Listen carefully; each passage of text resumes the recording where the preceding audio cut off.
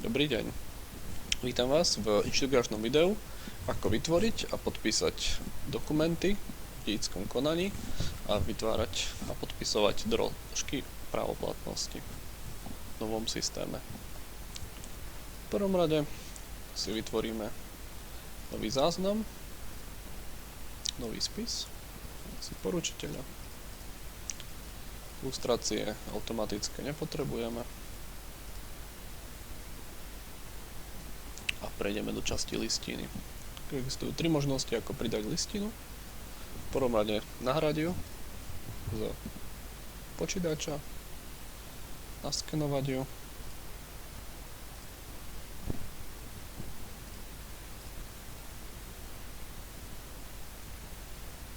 alebo vytvoriť nový dokument. Buď zo šablóny, alebo úplne nový. Následne, keď máme listinu, tento PDF súbor, môžeme ho podpísať. Podpisuje sa touto akciou vpravo, napríklad pokiaľ ide o uznesenie alebo nejaké dožiadanie, ktoré chcete poslať. Stlačenie podpísať. Vyskočí okno podpisovača, ktoré klasicky už poznáte. Následne dáme podpísať, vyberieme mandátny certifikát, zadáme heslo,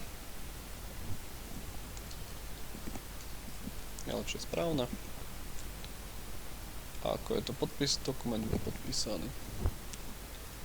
OK, následne sa vytvorí nový dokument, už ale s koncovkou ASICE, ktorý si vieme buď stiahnuť, alebo prípadne ho ďalej poslať. Môže ísť to nejaké uznesenie napríklad. Následne, už pokiaľ máme podpísaný dokument, podpísané uznesenie, vieme, kde mu vyznačiť právoplatnosť. Kde ale musíme dodať mu nejakú spisovú značku, identifikačné číslo spisu a následne vyznačiť právoplatnosť. Kedy bolo vydané uznesenie, kedy bolo, ktoré je poradí, doručené, právoplatné, poznámka, iba výrok 1, môžeme vyznačiť aj právoplatnosť a následne ju vyznačíme a následne sa nám zobrazia možnosti vykonať doložku právoplatnosti, vykonateľnosti, doložku právoplatnosti a vykonateľnosti. Dáme doložku právoplatnosti napríklad.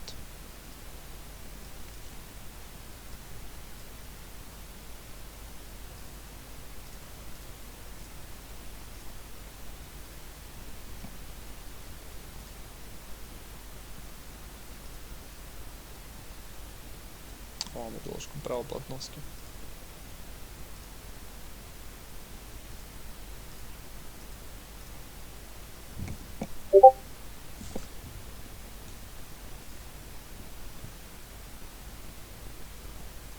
Môžeme to generovať aj týmto spôsobom.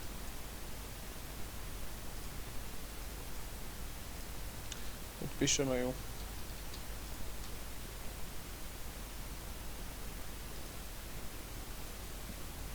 Pridá sa nová. Ďakujem za pozornosť.